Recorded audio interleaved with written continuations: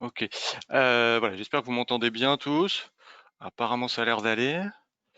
On va peut-être attendre juste 1 ou 2 minutes de plus, voir si, d'autres personnes se connectent.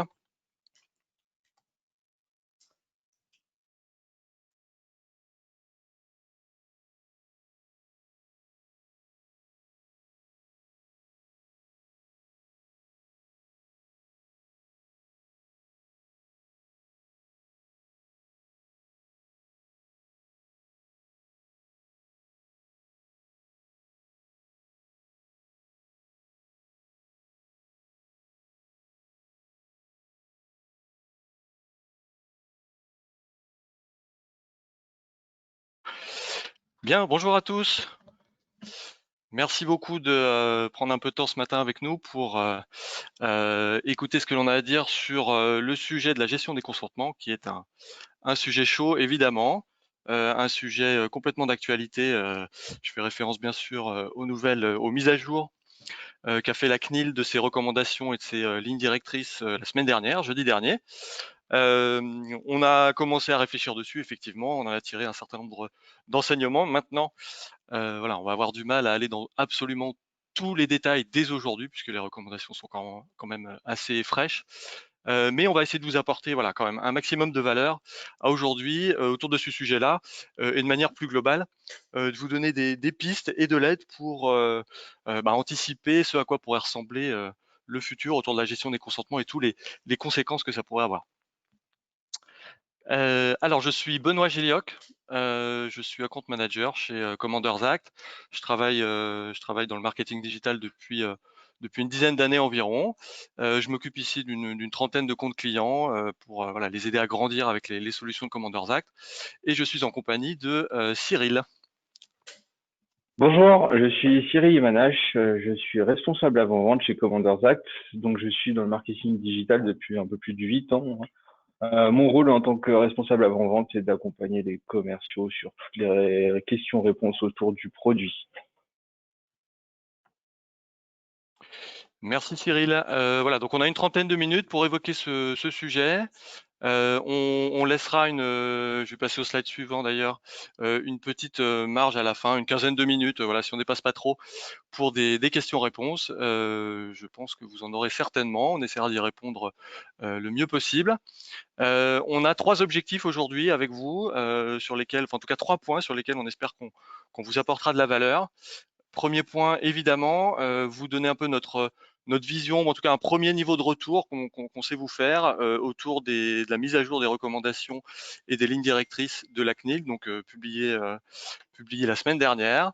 Donc encore une fois, hein, tout n'est pas sec. Il y a tout un travail, j'y reviendrai, juridique à réaliser sur ce que la CNIL a communiqué. Il y a quand même des grands points saillants, voilà, qu'on va pouvoir partager avec vous, et je pense que voilà, il y aura des choses intéressantes pour vous dans tous les cas. Mais c'est un sujet qui va encore vivre, j'y reviendrai. Deuxième objectif, à l'aune de ces, recommandations qui amènent à certaines doses de changement, hein, pour pas dire plus, auprès à la fois, voilà, des annonceurs, des éditeurs, de tous les acteurs du digital. On va essayer d'évoquer avec vous les impacts que ça va avoir, assez directs, pour vous. On va essayer d'imaginer ce à quoi ça pourrait ressembler demain. Et puis troisième point, qui nous tenait à cœur de partager avec vous, donc au-delà de la sensibilisation à ce qui va changer, c'est, pareil, de tenter de partager, quelques pistes, quelques idées pour, anticiper au mieux, ce qui va se passer, en tout cas des pistes de réflexion, voilà, pour vous, et pour vous aider dans ce qui suivra. Cyril va donc, partager avec moi cette présentation. Moi, je vais commencer quand même en représentant un peu la société. Bon, j'imagine qu'un certain nombre d'entre vous, nous connaissent déjà. Donc on continue à être assez connu encore sous le nom de Tag Commander.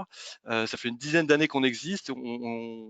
La société a été fondée sous cette marque commerciale-là, Tag Commander, et on éditait, voilà, on édite toujours, pardon, voilà, une référence, sur le marché du tag management. On est assez clairement parmi les grands leaders au niveau mondial et en France et en Europe, sans doute l'acteur le plus important, dit indépendant, sur ce marché. Mais depuis, on a travaillé sur d'autres sujets. On est allé beaucoup plus loin que simplement la gestion des tags, qui reste un sujet important chez nous. Et du coup, on a renommé la société en Commanders Act. Et notre mission aujourd'hui, c'est d'aider nos clients à mieux travailler leurs données marketing clients prospects, donc mieux les gérer, mieux les collecter, pour ensuite deux grandes finalités, mais mieux les activer et mieux les analyser. Voilà. On a environ 450 clients sur le marché, ce qui fait de nous un acteur assez important sur ce marché-là. Un petit peu plus de détails. Après, j'en aurai fini et on rentrera assez vite dans le vif du sujet. Mais donc, pour rappel toujours, donc Tag Commander, c'est notre outil de tag management, très très connu sur le marché. Trust Commander, c'est le nom de notre CMP, donc notre Consent Management Platform, qui est voilà, assez bien positionné aussi sur le marché, qui fonctionne à la fois en grande symbiose avec Tag Commander, mais qui peut également fonctionner ce qu'on appelle en standalone, donc seul avec un autre TMS ou en dur sur des pages, sur des sites web ou des applications qui n'ont pas déjà de SDK ou de TMS pour le cas des sites web. On a d'autres briques chez nous, dont notamment la partie Mix Commander qui travaille sur l'attribution. Donc l'idée ici, c'est d'analyser, donc de collecter vos données, toutes les interactions que vous avez avec vos audiences sur l'ensemble de vos campagnes, de relier ça aux conversions sur vos sites web. Et toutes ces données, on va les computer pour vous fournir des outils qui permettront d'une part d'analyser et d'autre part d'optimiser votre mix média. Voilà, ça c'est Mix Commander. Fuse Commander, c'est notre brique de réconciliation. Donc c'est ici qu'on va trouver les algorithmes qui nous permettent de reconnaître les individus sur les différents devices qu'ils vont utiliser, d'enrichir des profils au fur et à mesure en fonction des interactions qu'on a avec eux. Et Data Commander, c'est le cœur du réacteur de ce qu'on a, de la suite complète Commanders Act, qui est en fait une Customer Data Platform. Donc on s'inscrit délibérément dans cette dynamique-là autour de ces sujets Customer Data Platform, avec des promesses assez larges autour de la collecte de l'ensemble de vos données marketing clients prospects pour construire une vision unifiée de ces mêmes clients prospects et ensuite vous aider à les adresser en omnicanal. Donc sur tous les canaux que vous avez déjà à disposition. Ce qui est intéressant à noter ici, c'est que Trust Commander est présent, donc du coup, notamment chez nos clients qui bénéficient de la suite complète dès le départ, ce qui fait qu'on a beaucoup de facilité à activer des choses qui sont réellement activables déjà d'un point de vue légal, puisque les consentements sont récupérés, les consentements digitaux sont récupérés dès le début, puis passer de proche en proche pour la partie notamment activation et analyse. Voilà pour la présentation de la société. Donc quelques références. Bon, juste pour vous montrer qu'on travaille avec un certain nombre de très belles marques, mais aussi voilà, enfin, avec tout type d'entreprise, quelle que soit la taille, le secteur d'activité, on n'a pas de spécialité là-dessus, aussi bien avec de la banque, du e-commerce que du retail.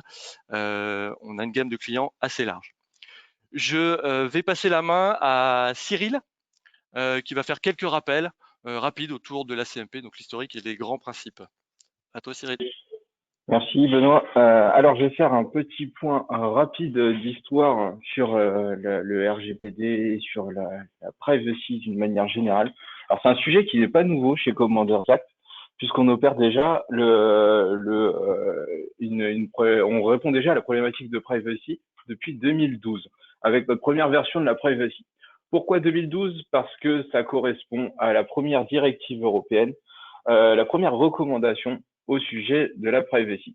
Donc c'est un sujet qui est assez ancien, mine de rien, mais qui a donné lieu à beaucoup de discussions au niveau européen avec des échéances en 2013, puis 2015, puis 2016 en avril, qui a permis de faire émerger la première version d'un cadre légal au niveau de la privacy. Il a fallu à peu près 2 ans d'attente pour la mise en conformité, l'exigibilité de la mise en conformité. Donc c'est au 25 mai 2018, date dont on se souvient tous, que le RGPD a été mis en application. Donc par la suite, la CNIL a continué à travailler dans ce sens-là pour tout sans cesse faire évoluer ses recommandations et affiner. En 2020, date clé également, la CNIL a publié un projet de recommandation et a ouvert une consultation publique au niveau de l'évolution de cette directive et de cette privacy. Et en juin, le Conseil d'État a, autre date clé, a donné son accord à ces grands principes par un grand principe qui est l'interdiction des cookie walls. Et à partir du 1er octobre, donc c'était il y a quelques jours, ces nouvelles recommandations de la CNIL ont été publiées. Et à travers ça, un lot de nouvelles idées plus ou moins contraignantes que Benoît va étudier un peu plus en détail avec vous.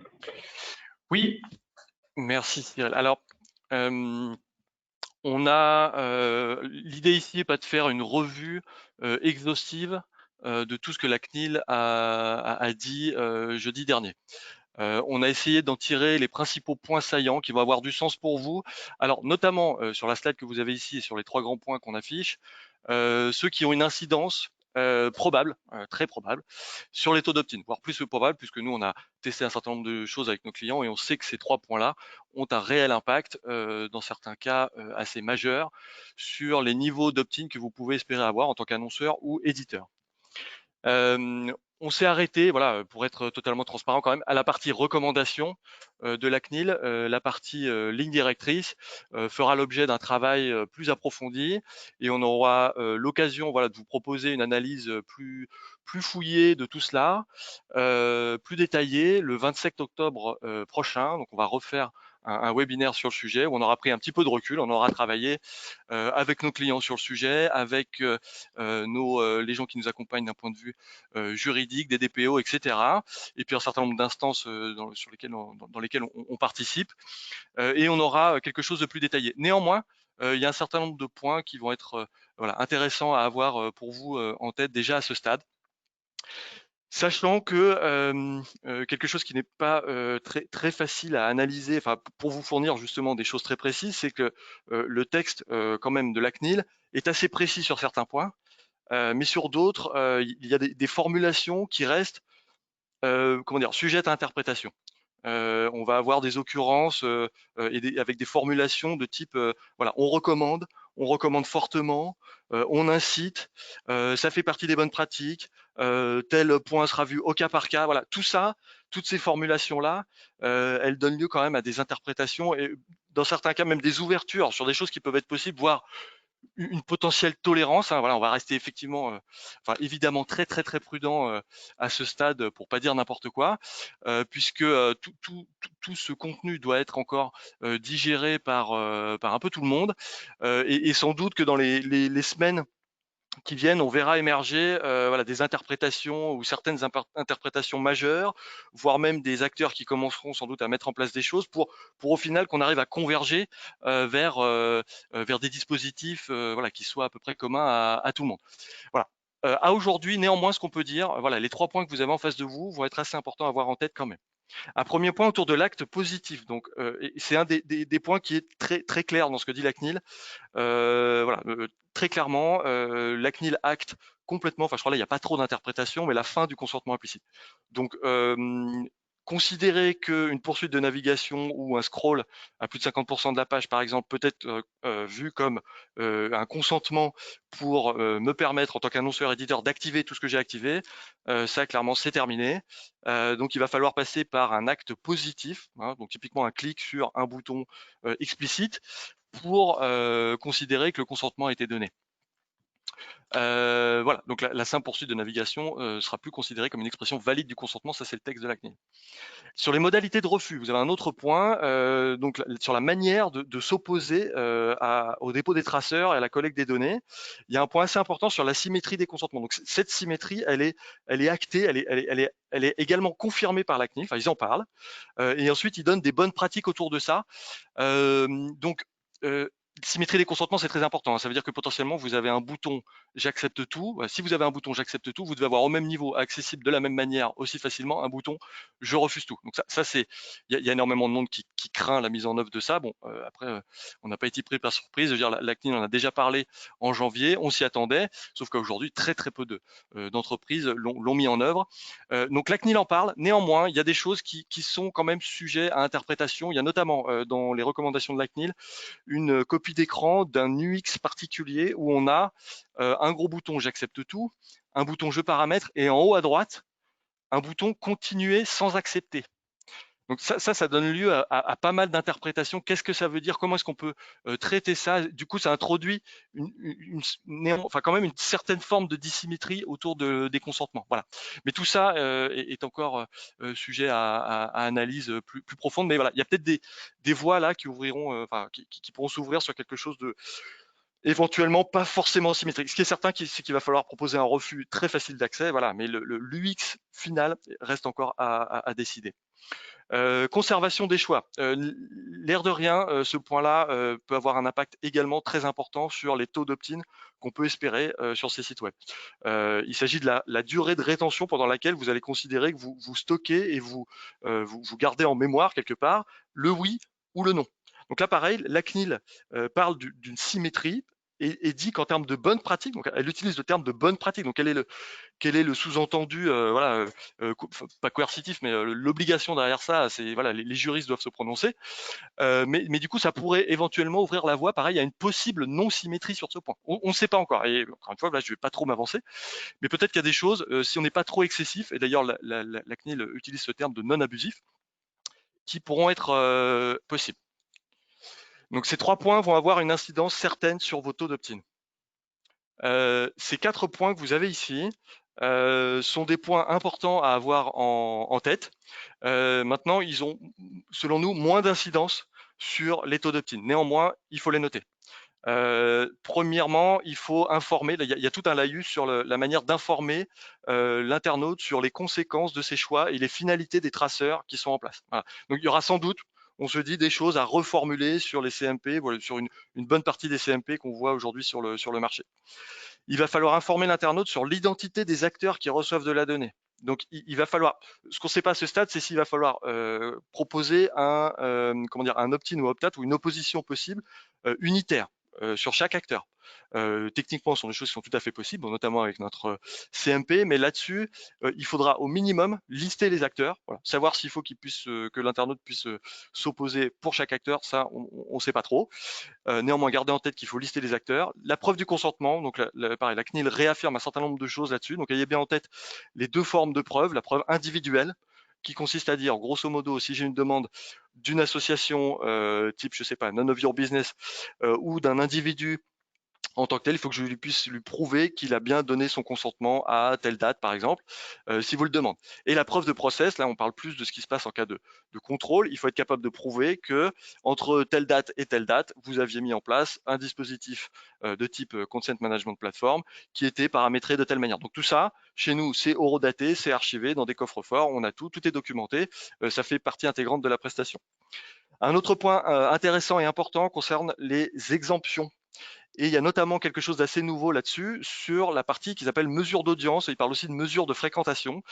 Et ce qui est assez intéressant là, enfin qui est une bonne nouvelle, je pense, pour pas mal de monde, c'est de dire que la CNIL reconnaît que la mesure de fréquentation est quelque chose d'important pour maintenir son service, maintenir son site web, son application.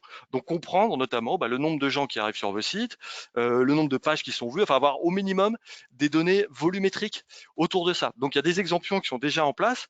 Hein, on connaît notamment celle de AT Internet pour la mesure d'audience, celle de Matomo. On a également Trust Commander, donc nous-mêmes, notre CMP, elle est exemptée de consentement pour la partie donc vraiment liée à la gestion des consentements. Et ça va nourrir notamment nos statistiques et c'est ça qui va nous permettre de vous fournir des analyses détaillées sur des taux d'opt-in, puisqu'on a les gens qui acceptent et les gens qui refusent. Voilà. Donc ça, on l'a. Et on est capable de vous fournir des analyses qui vous permettent derrière d'optimiser les choses. Le cas spécifique, donc voilà, ceux qui ont AT Internet, Matomo et Trust Commander, alors pour vraiment la grande mesure d'audience, hein, je parle que data Internet, déjà ils sauront qu'ils pourront avoir une vue à 100% de leur audience. Il y a encore des questions qui se posent pour Google Analytics, c'est un très très gros point. La CNIL dit que il y a des solutions qui vont avoir du mal à être exemptées de consentement, notamment parce qu'il va falloir qu'elles prouvent que les données ne sont pas utilisées à d'autres fins que purement de l'analytics au service de l'annonceur, enfin du propriétaire du site web. Et d'autre part, il va falloir prouver que les données sont intégralement stockées en Europe. Donc ça, pour un Google Analytics gratuit, franchement, ça va être compliqué. Mais voilà, on ne sait pas trop se prononcer. Sans doute qu'il y a des choses qui vont se faire. Voilà, donc à ce stade, on ne se prononce pas du tout sur le cas de Google Analytics. Voilà pour les grands thèmes qu'on pouvait ressortir autour de ces recommandations CNIL. J'espère que ça vous en tirerez quand même pas mal de valeur. On peut s'en reparler au niveau des questions. Après, il y a sans doute des points sur lesquels on n'aura pas forcément réponse à tout, parce qu'encore une fois, c'est assez frais, mais on sera très heureux d'en parler avec vous. Néanmoins, voilà, autour de ça, on sait que tout cela va avoir un impact certain sur la manière de travailler, sur le métier du data marketing, enfin sur cette manière de travailler. On essaie d'analyser ça avec vous et notamment, on aimerait avoir une idée, si vous les connaissez, de vos taux d'opt-in actuels. Nous, on a certaines idées, on a fait des tests, on sait à peu près où on se trouve à aujourd'hui. Après, on vous dira où on se trouve demain. D'ailleurs, je laisserai Cyril prendre la parole sur cette partie-là. On va vous laisser une vingtaine de secondes pour que vous puissiez répondre. Donc, on a mis des grandes tranches. Voilà, on sera très curieux si vous avez la possibilité de le faire, nous dire si vous avez une idée du niveau d'opt-in auquel vous vous trouvez aujourd'hui sur votre site web ou votre application, ou les deux, si vous avez une moyenne des deux. Tout cela reste absolument anonyme.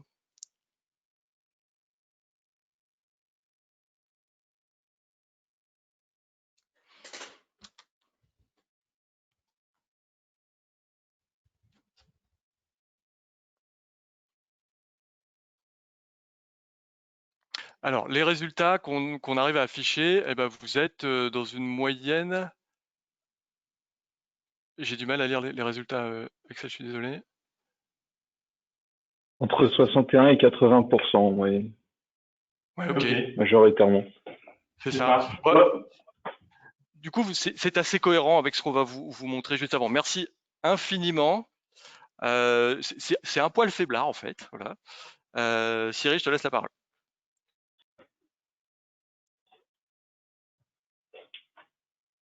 Alors, je crois qu'il y a un problème de visualisation, mais c'est pas grave. Alors, aujourd'hui, de ce qu'on a pu en tirer en tant qu'expérience au niveau de nos clients et des études qu'on a pu réaliser auprès d'eux, le taux d'opt-in actuellement, hors nouvelle recommandation de la CNIL, bien entendu, est de 80%. Donc là, on est dans un contexte où on est sur de la poursuite implicite, le consentement implicite à la poursuite de navigation, un bouton j'accepte et ou un bouton je paramètre. Donc rien de très clivant ni de très forçant au niveau de l'obligation de décision sur le taux d'opt-in. Donc on est aux alentours de 80%. Donc ça c'est plutôt c'est la moyenne qu'on constate auprès de nos clients. On a aussi fait des tests avec des clients basés sur les potentielles nouvelles recommandations de la CNIL. Donc là, on a vraiment travaillé sur quelque chose de type symétrie des boutons j'accepte, je refuse et surtout un bannissement du consentement explicite.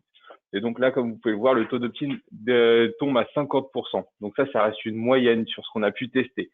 Parce qu'on a pu voir aussi pas mal de cas où on est vraiment inférieur à 40% même, dans l'idée d'une privacy où on est sur un bannissement du consentement implicite et une symétrie des boutons j'accepte et je refuse. Donc c'est-à-dire un vrai même niveau entre le bouton de validation et le bouton de refus. À toi, Bonnie. Je vais maintenant te laisser la parole pour la suite. Merci Cyril. Oui, ce qu'on vous a présenté là, donc vous voyez effectivement, enfin ça donne une idée demain de l'impact que pourrait avoir une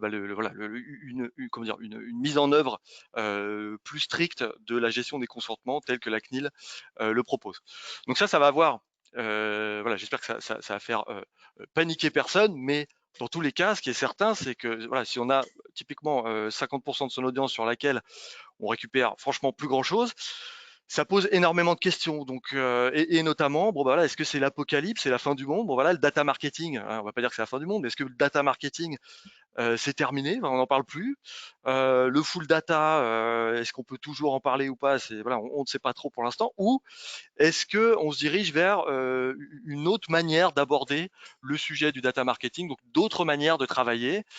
Évidemment, comme tout grand changement, ça fait un petit peu peur, mais on va essayer de vous donner quelques pistes pour voilà, bah, vous aider à anticiper ça.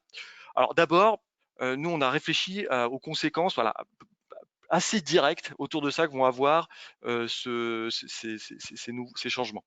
Déjà sur l'analytics, voilà, aujourd'hui vous avez un tableau de bord, si vous avez 80-90% de taux d'opt-in, ça veut dire que vous gardez dans tous les cas quelque chose d'assez représentatif. Vous pouvez continuer tout à fait à faire votre travail comme vous le faisiez avant. Voilà, vous avez des taux qui baissent, qui ont tendance à baisser. Puis en plus, c'est pas les seuls, hein. On a les ad bloqueurs qui jouent leur rôle. On a une mise à mal de l'IDFA par Apple pour très bientôt. Le third party qui va bientôt disparaître des navigateurs type Chrome et Mozilla, l'ITP d'Apple qui voilà rebat pas mal de cartes aussi. Donc la gestion des consentements, la privacy, en tout cas la gestion des données personnelles, n'est pas le seul point qui fait qu'on va perdre de la donnée. C'est peut-être le plus fort néanmoins. Hein. Bon, c'est ce qu'on pense. Enfin, en tout cas demain, si on met en œuvre ce que la CNIL recommande.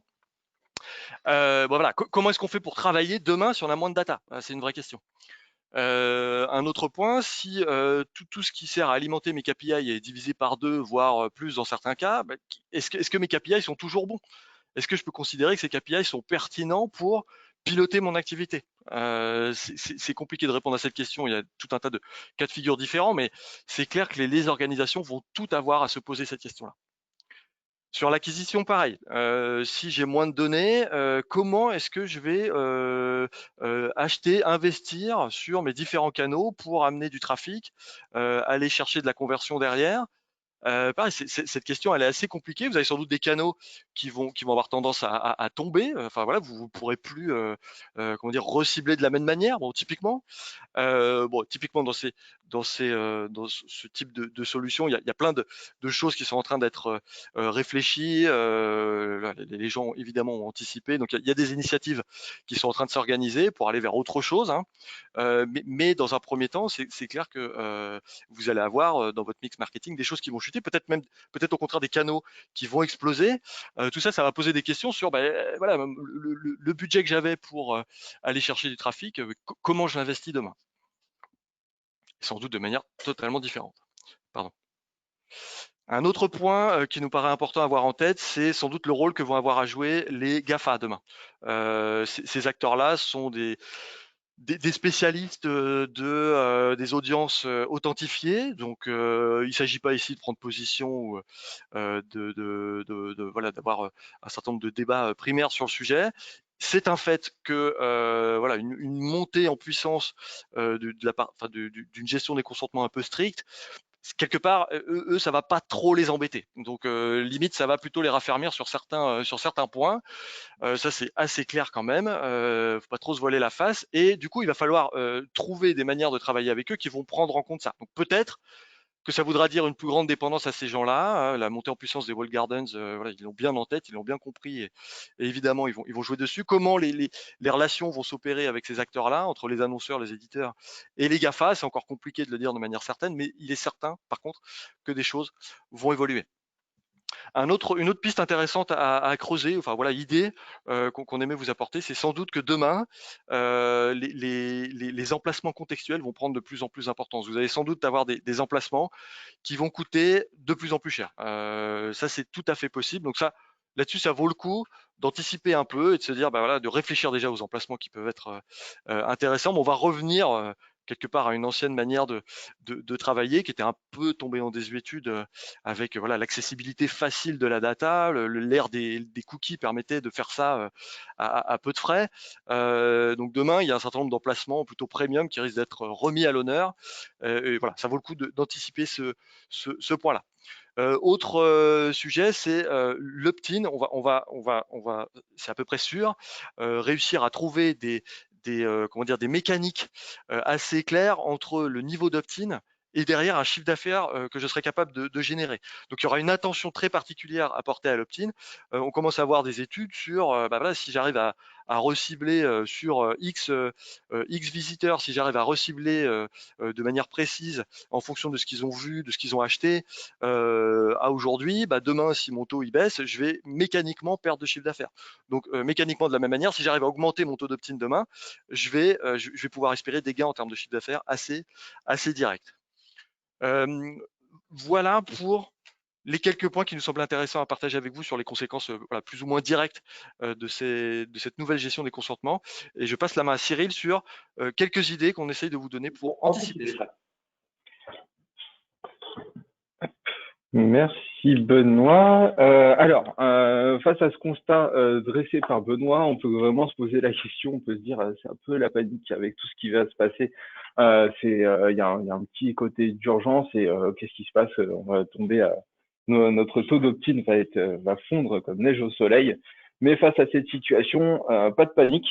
Il va se passer pas mal de choses dans les 6 mois. Notamment, on a 6 mois de mise en conformité, entre guillemets, donc un délai laissé par la CNIL pour pouvoir se préparer à tout ça, pour pouvoir commencer à agir dès maintenant et ne pas tomber au 31 mars en se disant oh là, bah maintenant c'est fini, on perd tout. Maintenant c'est quoi? Notre idée là, c'est de vous donner quelques petits tips pour commencer déjà à se préparer à demain. Parce que voilà. Alors la première étape, ce serait vraiment d'agir au niveau de la culture d'entreprise. Le taux d'opt-in et le consentement a été trop longtemps un sujet purement et simplement légal, avec une obligation juste qui restait dans le coin de la tête. Pour nous, une bonne recommandation, c'est vraiment d'intégrer ça à toutes les étapes, que ce soit au niveau du juridique, que ce soit au niveau du marketing ou de la tech. Le taux d'opt-in doit vraiment être pris en compte dans toutes les strates et dans toutes les discussions pour évaluer toutes les actions et envisager l'incidence que ça aura. Donc c'est quelque chose qui est sérieux et qui est important pour l'entreprise au global et donc doit être géré de la meilleure des façons. Donc le point à retenir ici, c'est vraiment désiloter l'organisation et agir dans un objectif commun d'optimisation de ce taux d'opt-in. La deuxième recommandation est néanmoins peut-être la plus importante, c'est de tester, toujours tester les dispositifs. Toujours essayer de voir qu'est-ce qui va apporter le meilleur taux, comment on va pouvoir limiter la casse entre guillemets. Donc essayer, surtout là, d'après ce qu'on a vu, la CNIL va laisser peut-être pas mal de latitude pour tester des nouveaux dispositifs. Donc, identifier le dispositif idéal. On a 6 mois pour le faire, donc autant commencer dès maintenant pour être prêt le 31 mars. Bien sûr, à partir de là, engranger de la connaissance. Essayer vraiment fort des tests, de se dire, bon, bah voilà, on a trouvé la recette qui marche bien. Mais par contre, ne pas tomber dans l'écueil de se dire, ce qui marche bien aujourd'hui marchera toujours. Toujours tester, challenger ces dispositifs les plus efficaces pour essayer de voir comment on peut avoir le taux d'opt-in le moins mauvais, entre guillemets. C'est vraiment l'idée. Donc voilà, tout ça pour parler d'analyse. Faire du taux de consentement une métrique clé, que ce soit dans l'organisation, dans les tests, dans les discussions. Le taux d'opt-in doit être la base de la discussion qui unit en fait tous les métiers, parce que tout le monde a un rôle à jouer dans cette optimisation de taux d'opt-in. L'autre recommandation, c'est vraiment de mettre le marketing au cœur du sujet. Tout simplement en se disant que il va y avoir forcément une montée en puissance des espaces logués. Ça va devenir de plus en plus important pour le marketing de demander l'approbation et l'inscription de l'internaute dès le début du tunnel de conversion pour essayer de sortir au maximum et au plus vite de cette problématique de demande de consentement. Donc voilà, on envisage aussi peut-être dans le futur qu'on va sortir de l'idée des cookies pour aller dans une idée d'ID unique. Donc l'important, c'est déjà de commencer à travailler sur des espaces logués avec vos clients. Ensuite, informer l'internaute. C'est une recommandation qu'on a qui est très importante dans le sens où nouer la relation, discuter avec l'internaute, commencer à lui expliquer au plus tôt dans la relation les objectifs, ce qu'on veut faire, pourquoi on lui demande son consentement, pourquoi on vient l'embêter. Vraiment essayer de nouer, on peut s'en servir comme opportunité pour nouer une relation de confiance avec ses internautes et ses utilisateurs. Et enfin, le marketing, encore une fois, doit vraiment s'emparer du sujet pour essayer de créer de nouvelles expériences. Essayer vraiment de travailler sur quelque chose de plus design au niveau de la demande de consentement. Travailler un peu ce sujet-là. En gros, tout ça pour dire que la confiance, c'est la clé. Il faut miser sur la confiance avec l'internaute. Essayer de nouer cette relation profonde qui va donner au final que des effets positifs.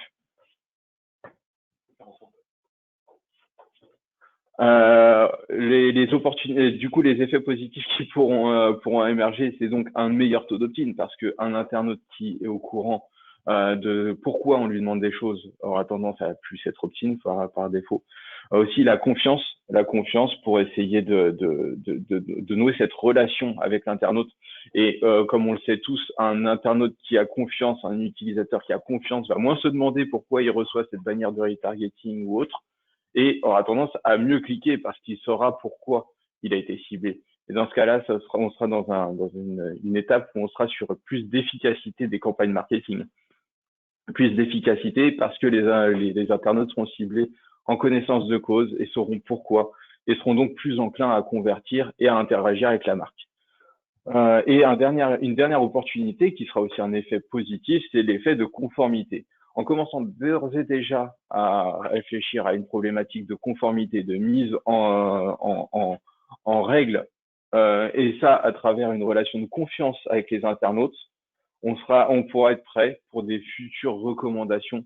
Parce qu'à mon avis, la CNIL, on n'est pas au bout du chemin. D'autres évolutions vont peut-être venir mais on ne sait pas encore de quoi demain sera fait. Donc, la conformité, on entre déjà dans le sujet. Donc, arrêtez la moralité, arrêtez de fuir et d'essayer de prendre le sujet à bras le corps parce qu'au final, des bonnes opportunités peuvent émerger. Je te laisse le mot de la fin, Benoît, si tu veux. Yes, merci Cyril. Voilà, on arrive au bout de ce webinaire. On espère sincèrement que vous avez pu en tirer de la valeur. Je vois qu'on a eu un certain nombre de questions. Alors, allez-vous parler de la gestion sur apps? Alors bon, c'était pas prévu à ce stade. Pour nous, le sujet, comment dire, de la gestion des consentements à la fois sur web et sur application, on a fait quelque chose de global ici. Donc on a parlé des deux en fait. Hein. On n'a pas eu un discours dédié à la partie web. On peut simplement comment dire, voir qu'on a en général des taux d'opt-in meilleurs sur les applications mobiles. Pour plus de détails, peut-être qu'on aura quelque chose voilà, d'un peu plus précis là-dessus le 27 octobre, au prochain webinaire qu'on organise sur le sujet. Voilà. L'exemption de la mesure d'audience n'est pas liée aux outils, mais à la configuration des outils. Alors, oui et non. Lié la configuration des outils, ça c'est certain. On peut avoir un outil quelconque, s'il est mal configuré, vous n'aurez pas l'exemption. Il y a un petit travail à chaque fois à faire pour bénéficier de cette exemption, effectivement. Après, il y a des outils pour lesquels, à aujourd'hui, ça semble plus simple. En tout cas, par rapport à ce que dit la CNIL. La CNIL dit qu'il y a des outils qui ne pourront pas bénéficier de l'exemption, et donc j'en ai parlé tout à l'heure. S'ils ne savent pas prouver que tout est stocké en France et que l'utilisation qui est faite des données en question n'est pas à 100% au profit de l'annonceur en question ou de l'éditeur et que c'est pas recroisé avec d'autres sources de données, il n'y a pas d'exemption. Voilà. Donc à aujourd'hui, il semblerait qu'il y ait des outils qui aient du mal à tenir cette promesse-là. Mais encore une fois, voilà, on est dans un domaine qui reste un peu flou. Donc de la configuration, oui, et je peux pas promettre aujourd'hui que tous les outils pourront être exemptés de consentement. Ça reste voilà, un point à creuser. AT Internet, ou alors on a une autre question sur l'exemption avec AT Internet. Vous pouvez bénéficier de l'exemption avec AT Internet. Il y a des petites manipulations à faire. Je vous laisse vous retourner vers AT Internet. Une question sur qui est exempté aujourd'hui. AT Internet, Matomo et Trust Commander, donc notre CMP, notre outil de gestion des consentements, et uniquement à des fins de statistiques sur la partie gestion des consentements. Voilà. Alors l'IAB et la CNIL, il y a des discussions en cours au niveau de l'IAB pour la manière d'interpréter ce que dit la CNIL, et peut-être une manière d'y répondre également. Donc forcément, il y a des choses dans les jours qui viennent qui vont arriver là-dessus, des communications. Ce que je sais pas vous dire, c'est est-ce qu'il y aura un template qui surgira à un moment, un modèle vers lequel tout le monde convergera. Difficile à dire. Fréquence de renouvellement du consentement, j'en ai parlé. Il y a une bonne pratique autour de 6 mois, donc symétrique sur 6 mois pour le refus, 6 mois pour l'acceptation, avec une légère ouverture. C'est très subtil, c'est du droit, laissé sur une éventuelle dissymétrie. Mais voilà, je peux pas vous en dire beaucoup plus à aujourd'hui. Il est possible qu'on puisse mettre en place demain des choses légèrement dissymétriques. Quel est le taux d'opt-in lorsqu'on présente l'interface TCFv2? J'ai pas cette donnée-là. Je pense qu'à aujourd'hui, on est encore sur des choses assez similaires à du non TCFv2. Je suis pas sûr que ça ait énormément d'impact. Le texte est plus fourni, mais en même temps, la bannière est plus grosse, plus gênante. Donc, voilà, je sais pas vous dire très précisément ce stade. On pourra, n'hésitez pas à nous envoyer un mail ou à nous contacter. On pourra vous chercher ça. Alors nous, est-ce que le taux d'opt-in inclut tous les aspects, enfin les adblockers notamment, qui bloquent les cookies? Oui. Enfin, on sait pas vous dire, pardon, on sait pas vous dire le taux d'opt-in, enfin le nombre de gens qui ont des adblockers. Ça, tout est bloqué et on n'a pas grand-chose. On sait ce que l'on sait vous dire, c'est les gens qui acceptent versus ceux qui n'acceptent pas.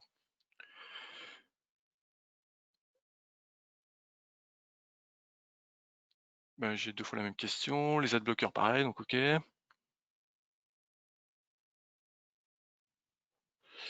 Oui, il y a quelqu'un qui pose la question sur soyez attentifs à voilà, effectivement à l'endroit où sont stockées les données. Donc c'est exactement ça. Quel est voilà, le degré de coercition autour de ça? On ne sait pas trop.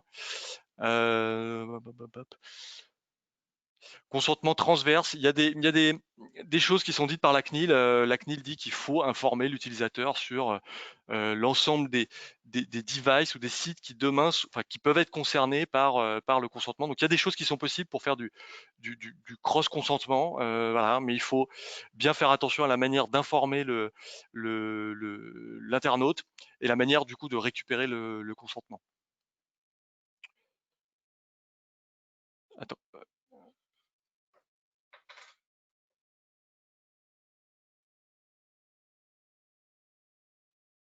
Une question que je comprends pas trop sur la personnalisation on-site. Alors, qu'est-ce qu'on peut dire là-dessus? Nous, on a testé pas mal de modèles. À aujourd'hui, on a un modèle, mais à aujourd'hui, donc on n'est pas encore en mars, sur une pop-in bloquante, un gros bouton j'accepte et un gros bouton je paramètre. Et ensuite, pour refuser, on va dans le Privacy Center. C'est aujourd'hui le grand modèle qu'on a à ce stade. Demain, voilà, il va falloir tester le bouton je refuse, le bouton en haut à droite avec la petite liberté qui est laissée en termes de X par la CNIL pour un continuer sans accepter. Voilà, qu'est-ce que ça veut dire et qu'est-ce qu'on peut tirer du clic sur ce bouton-là, notamment peut-être une dissymétrie sur la durée de rétention des consentements. Voilà, tout ça ce sont des choses qu'il faut tester. On n'a pas encore, enfin, on ne sait pas vous dire à ce stade le modèle ultime qui va émerger demain. Un replay, je suis pas sûr. On pourra vous. Ok, oui, on enregistre tout. Vous pourrez le revoir. Vous pourrez avoir la présentation du coup. Il est quelle heure? Est-ce qu'on a encore un peu de temps pour des questions ou combien? 1 minute? Ok. Bon, 1 minute et sachant que j'ai encore voilà, pas mal de questions, n'hésitez pas à revenir vers nous. Hein, vous revenez vers moi, vous nous écrivez, ou alors hein, vous avez noté que le 27 octobre prochain, on a un autre webinaire. Tu veux qu'on passe à autre chose? Oui. Hop, bon voilà, j'ai un slide qui parle effectivement du prochain webinaire. On arrête là les questions, Axel? Bon, désolé, voilà, encore une fois, n'hésitez pas à nous solliciter. Bon, moi, mon adresse, ça va être benoît.gilioc, Gilioc, @commandeursact.com, tout attaché. Pour ceux qui me connaissent, je pense que vous avez déjà mon adresse. Ou n'hésitez pas à aller chercher mon profil sur LinkedIn. Et on répondra à toutes vos questions sans aucun problème. Voilà, j'espère sincèrement que vous avez pu retirer un peu de valeur de ce webinaire. On a tenté le plus possible de vous éclairer par rapport aux recommandations de la CNIL, de vous donner des pistes sur ce qui va se passer demain et la meilleure manière de l'anticiper. Voilà, soyez certains que demain un modèle va émerger, des choses vont converger, des bonnes pratiques vont avoir lieu. À aujourd'hui, tout le monde est un petit peu sonné, et étant donné le léger flou qui règne quand même sur le texte de la CNIL, sur lequel il faut encore qu'il y ait vraiment voilà, un travail assez fourni juridique à faire dessus. On y verra plus clair dans les prochains jours et semaines. Et on espère sincèrement que voilà, on pourra aussi, pour ceux qui sont clients, ceux qui ont un sujet autour de la CMP, bah, n'hésitez pas à nous solliciter également, ou sur les autres sujets qu'on travaille. On espère sincèrement qu'on pourra vous aider là-dessus. Voilà. Merci encore, merci à tous. Je crois que vous étiez assez nombreux, près d'une centaine aujourd'hui, donc voilà, on est vraiment très très heureux. Et on vous dit à bientôt. Très très bonne journée. Merci encore.